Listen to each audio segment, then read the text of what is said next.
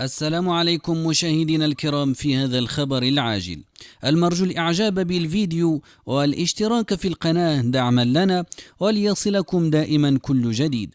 فقد شهد إقليم قلعة سراغنا ليلة الاثنين 27 من أبريل تساقطات مطرية غزيرة تسببت في حدوث فيضانات وسيول جارفة بعدد من المناطق، وأدت هذه الأمطار القوية إلى ارتفاع منسوب الأودية بشكل ملحوظ، ما تسبب في غمر العديد من الطرق والممرات وتعطيل حركة السير بشكل شبه كلي في بعض المحاور الحيوية.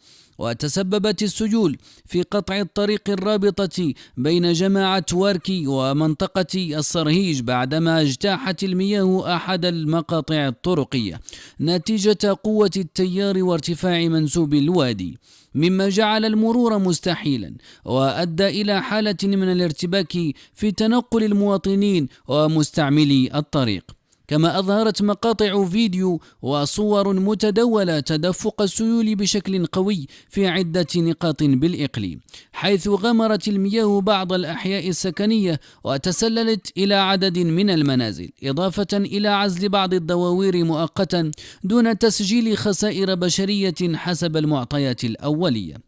وخلفت هذه الفيضانات حالة استنفار لدى السلطات المحلية وفرق الوقاية المدنية التي تدخلت من أجل تأمين المناطق المتضررة وإعادة فتح الطرق، في وقت دعت فيه فعالية محلية إلى تحسين البنية التحتية وتعزيز قنوات تصريف مياه الأمطار لتفادي تكرار مثل هذه الأضرار مستقبلا.